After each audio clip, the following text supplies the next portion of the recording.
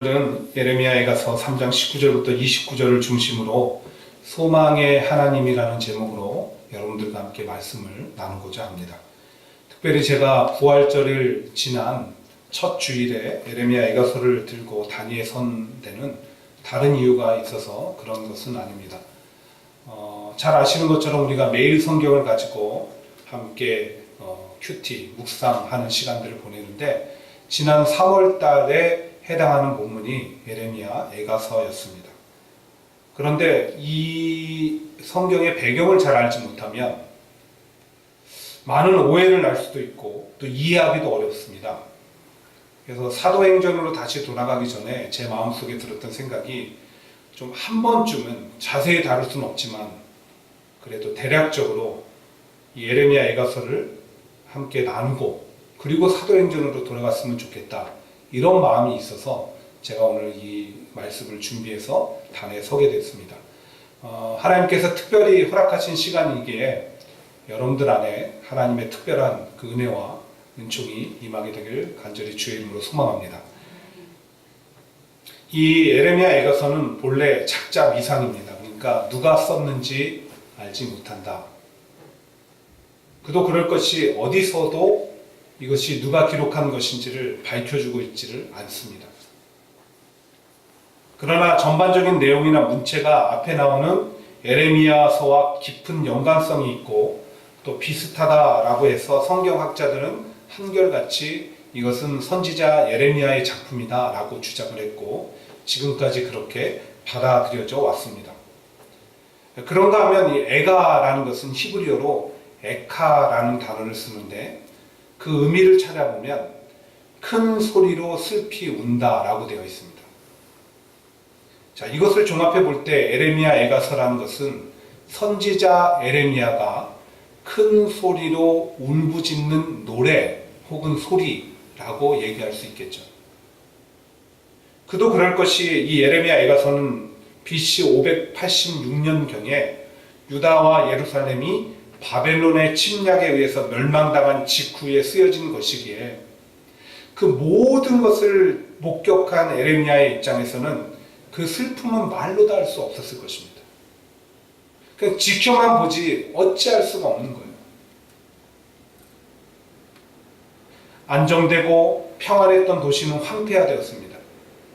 도시만 그런 것이 아니라 아름다웠던 솔로몬의 성전이 다 무너졌어요. 그리고 그 솔로몬의 성전 안에 있었던 그 하나님의 성물들은 그 악한 무리들에 의해서 짓밟히고 다 훔쳐감을 당했습니다. 게다가 거리도 집들도 온통 삭막하고 적막하기 짝이 없어요. 왜 그럴까요? 바벨론의 침략에 의해서 많은 백성들이 죽임을 당하고 포로로 끌려갔기 때문에. 근데 그들이 다른 누군가가 아니에요. 내 가족이었고 내 형제 자매였고 내 자식이었어요. 근데 사실 이 모든 것은 예레미야가 이미 수차례 경고했던 일이 일어난 것입니다. 온갖 우상 숭배와 죄악에 빠져 살아가는 유다 백성들을 향해서 여러분 이러시면 안 됩니다.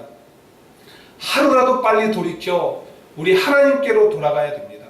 아니면 하나님의 심판이 있을 것입니다. 라고 그렇게 부르짖고 외치고 눈물로 호소하고 또 호소했건만 그들은 끝내 돌이키지 않은 거예요.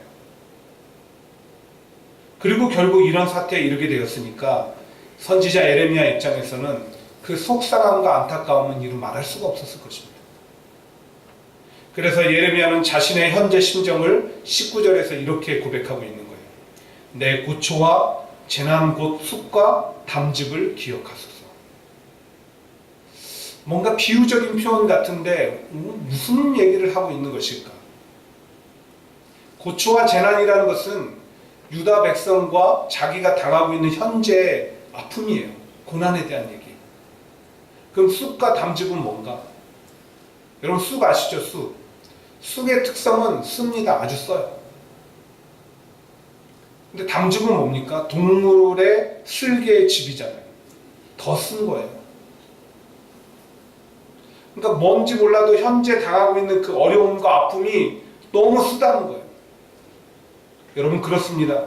우리가 말할 수 없는 인생의 실패나 어려움을 겪을 때 환난과 고통을 겪을 때 야, 인생 참 쓰다 라고 이렇게 표현을 하듯이 선지자 역시 유다와 예루살렘의 현재 상황을 바라볼 때마다 생각할 때마다 가슴속 깊은 곳에서 뭔가 쓰디쓴 아픔이 느껴졌다는 거예요. 아마 믿고 싶지 않을 만큼 비통했을 거예요. 그래서 급기야 선지자는 18절에서 자기의 모든 소망도 끊어졌다라고 얘기하게 되는 거예요. 여러분, 살아오면서 삶이 너무 힘겹고 버거워서 야, 이제 다 끝났다, 나한텐 소망이 없어, 이렇게 고백해 보신 적 있습니까? 언제 그렇게 하셨습니까? 지금 선지자와 유다가 처한 형편이 느끼는 심정이 그랬다는 거예요. 동일했어요. 아니, 어쩌면 그보다 더 심했을지도 몰라요. 근데 감사한 것은 이 예레미야 애가서가 우리에게 전해주는 것이 그렇게 유다와 예루살렘의 비참한 현실을 고발하고 선지자의 소망을 잃고 좌절하고 낙심하는 모습만이 아니라는 거예요. 다시 이 선지자 예레미야는 뭘 얘기합니까? 소망을 얘기하는 거예요. 소망을 노래하는 거예요. 여러분 기억하실지 모르겠지만 몇 년 전에 칠레에 광산 매몰 사고가 있었습니다. 700m 지하 갱도에 33명의 광부가 매몰된 거예요. 갇힌 거예요. 그들의 생사를 장담하지 못한 채 열심히 구조 활동을 펼쳤습니다. 근데 놀랍게 20일 만에 기적적으로 모두 다 생존했어요. 구조당했어요. 그 모습을 TV 화면으로 지켜보면서 전 세계의 많은 사람들이 얼마나 감격했는지 모릅니다. 근데 한참 그렇게 TV 화면이 비춰지고 있는 가운데 어떤 광부와의 인터뷰가 나왔어요. 기자가 그 광부에게 물었습니다. 어떻게 저 칠흑 같은 어둠 속에 20일 동안 그렇게 견디고 참아오셨습니까? 그랬더니 그 광부가 뭐라고 대답을 한지 아세요? 저 멀리서 희미하게 구조 작업을 펼치는 소리가 저에게 들려왔습니다. 그 작은 소망이 우리를 살게 했습니다. 이렇게 얘기했다는 거예요. 이처럼 소망이 중요하고 또 우리 인간은 소망 없이는 한순간도 살 수 없는 존재인데요. 그런데 우리가 가진 소망이라는 것이 때로는 불확실하고 불안전한 것들이 아주 투성입니다.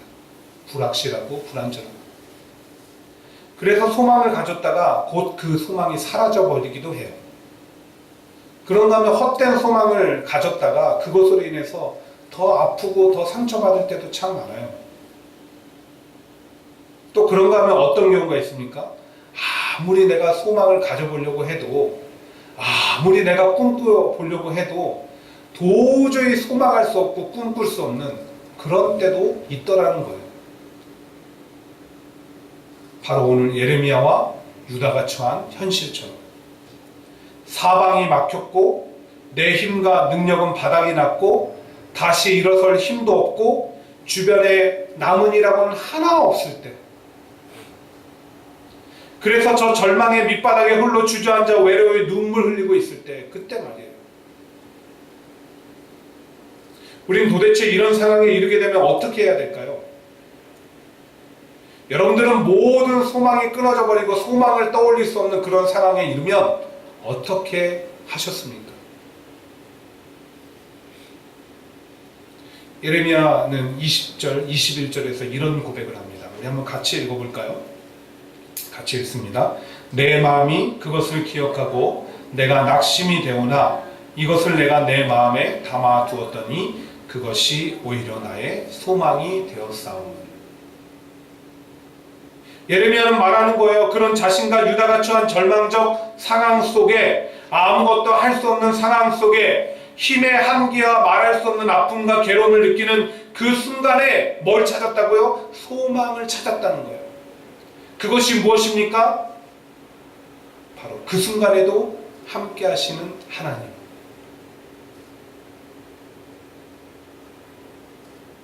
반응이 있어야 되는데, 바로 그 순간에도 함께 하시는 하나님. 아멘. 그분이 가장 확실하고 완전한 소망의 근거가 되어 주시고 이유가 되어 주시기 때문에 살아계신 그 하나님은 언제나 우리에게 살아있는 소망을 주시기 때문에 여러분, 바라기는 우리도 어떠한 말할 수 없는 삶의 상황과 형편 속에서도 늘 나와 함께 하시는 하나님을 믿음으로 소망 가운데 살아가게 되시기를 간절히 주의 이름으로 축원드립니다. 근데 여러분, 문득 이런 궁금증이 생깁니다. 어떻게 예레미야는 아무런 소망이 보이지 않는 그런 상황 가운데, 환경 가운데 하나님의 함께 하심을 확신할 수 있었을까?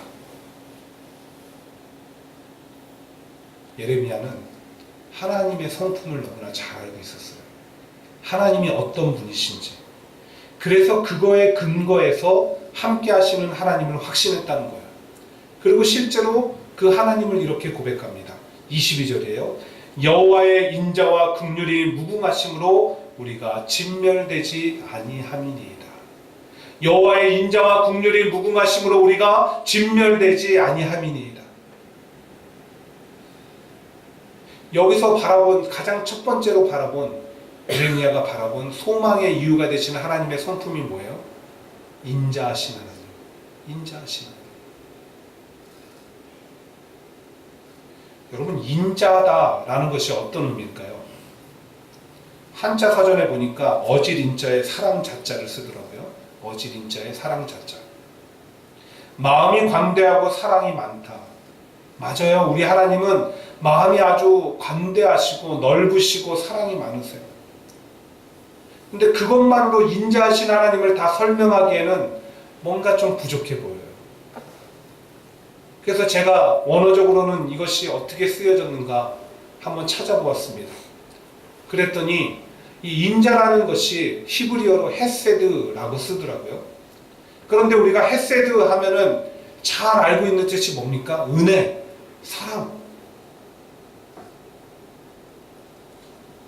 은혜와 사랑이 많으신 하나님, 그 하나님이 인자하신 하나님이다.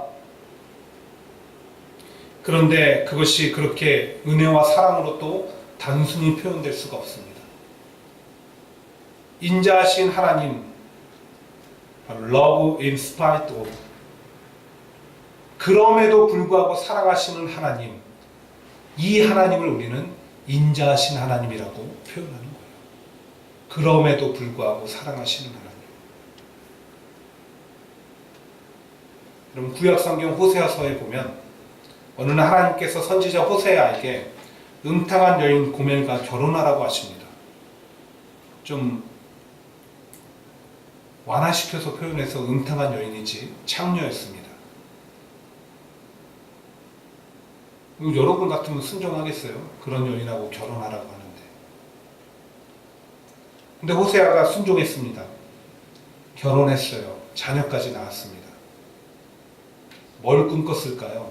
행복한 가정, 단란한 가정을 꿈꿨겠죠. 그런데 이 고멜은 자기의 음란함을 버리지 못하고 다시 다른 남자와 바람이 나서 도망을 칩니다. 그럼 호세아는 가서 그 값을 지불하고 다시 고멜을 데려옵니다. 근데 그 일이 한 번으로 끝나지 않았습니다. 여러 번 반복되었어요. 근데 그때마다 호세아는 가서 다시 그 여인을 품고 다시 그 여인을 품었습니다. 이를 통해서 호세아가 전하고 싶었던 것은 바로 하나님께서 우리를 얼마나 사랑하시는지, 아니 어떻게 사랑하셨는지를 보여주고 싶었던 거예요.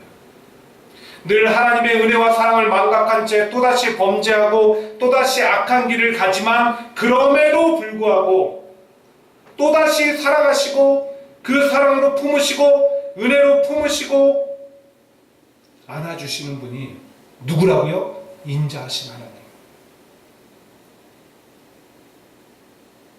오늘 예레미야는 그런 하나님의 성품을 잘 알고 있었어요. 그래서 비록 지금은 유다가 하나님 앞에 범죄함으로 극심한 포로기를 맞이하였지만 그렇다고 하나님의 사랑이 멈춘 것은 아닙니다, 여러분.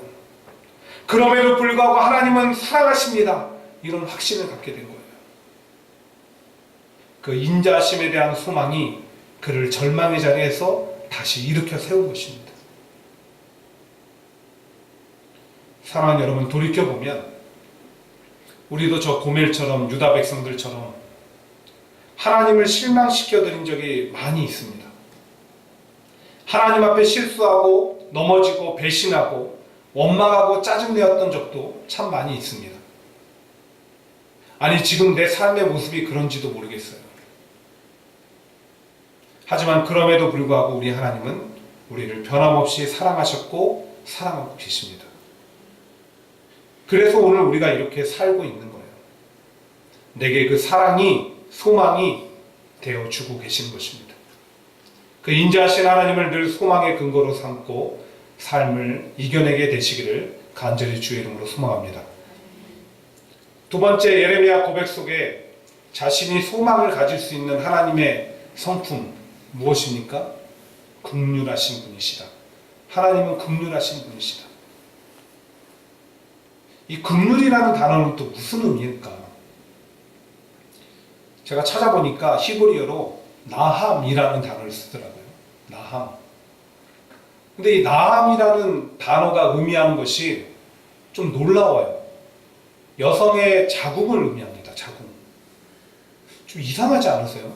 하나님의 긍휼하심을 왜 여성의 자궁으로 비유했을까?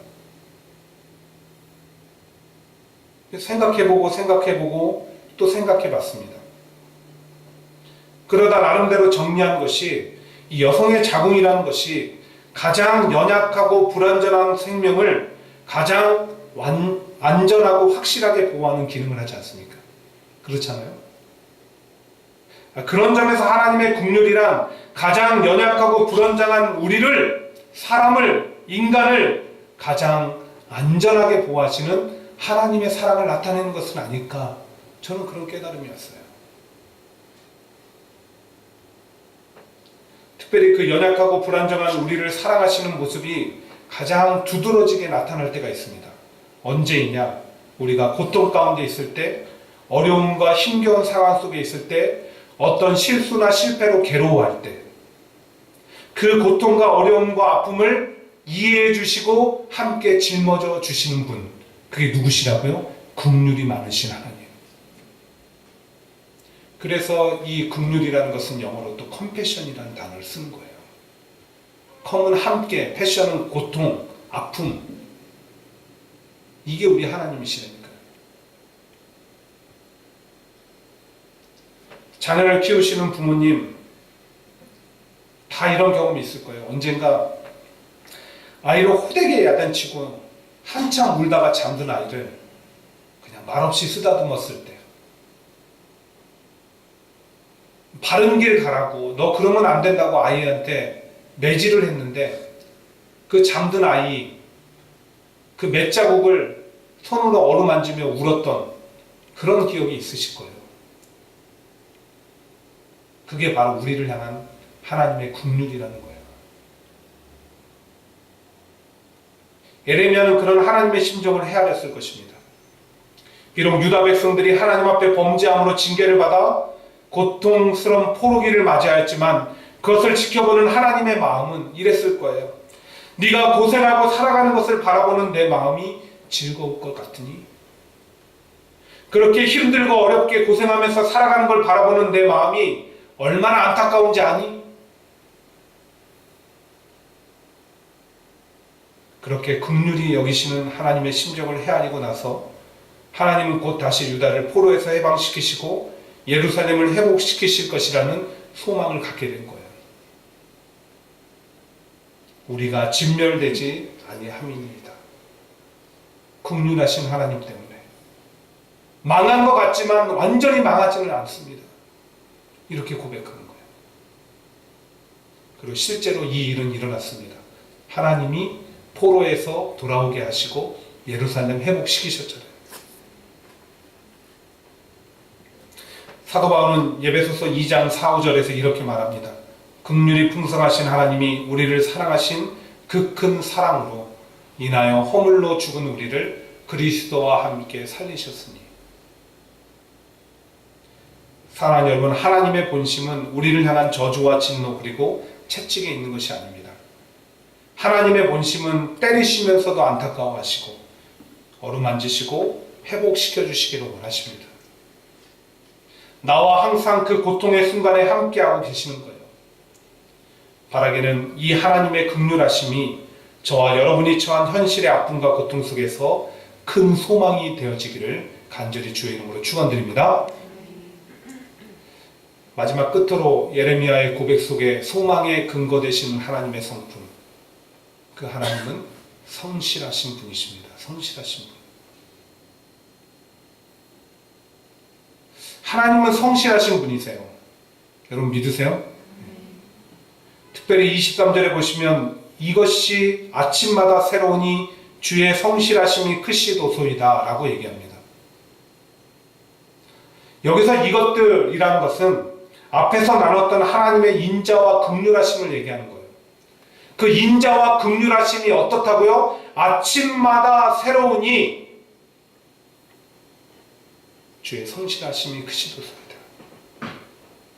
예레미야는 아침마다 매일 매 순간마다 하나님의 인자와 긍휼을 생각하고 그것을 통해서 변함없이 하나님의 마음을 대한다고 고백하고 있는 거예요. 다시 말하면 하나님의 인자와 긍휼은 일회성이 아니라 어떻다고요? 계속 때마다 날마다 부어진다는 거예요. 이유는 뭡니까? 하나님은 그렇게 성실하신 분이시기 때문에.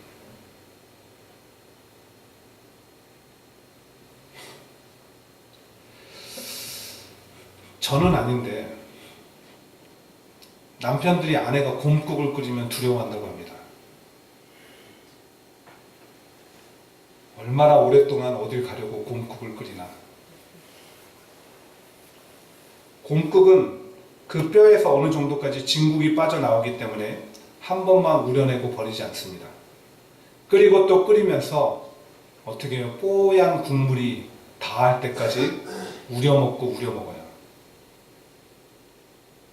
그런데 우리 교회는 아닌 것 같은데 가끔 신앙생활하는 성도들을 보면 이 곰국 우려먹듯이 신앙생활하는 분들이 있습니다. 10년 전, 20년 전의 신앙 체험과 은혜를 가지고 그것을 오늘의 신앙의 근거로 삼으려고 하는 거예요. 근데 오늘 예레미야 고백 속에 나타난 하나님은 어떤 분이십니까? 하나님은 한 번만 은혜 부어주시고 그것으로 평생을 우려먹으며 살아라 말씀하는 분은 아니시라는 거예요. 그때 나에게 은혜 부어주시고 체험을 주셨던 하나님은 매일매일 새로운 은혜와 사랑을 우리에게 부어주십니다.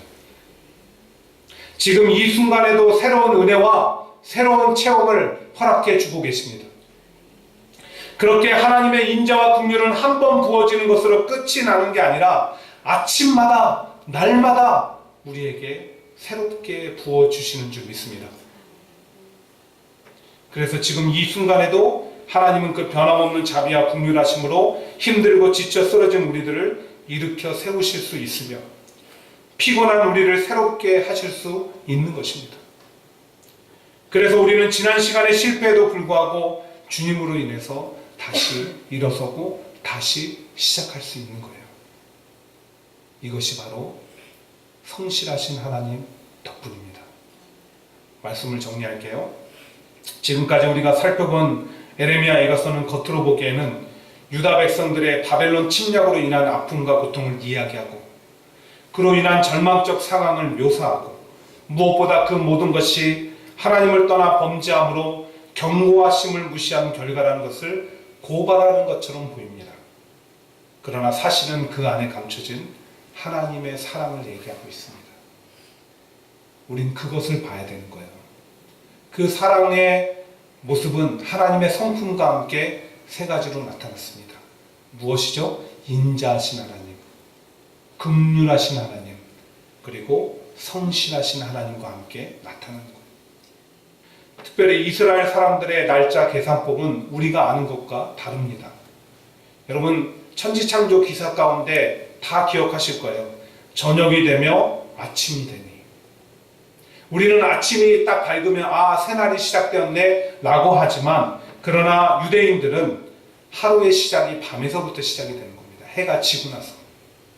그리고 아침으로 넘어가 다시 밤이 오기 직전까지의 시간이 그게 하루예요.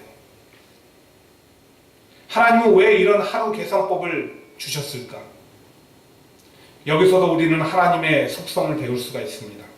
하나님은 우리를 밤에서 아침으로 인도하는 그런 분이시라는 거예요.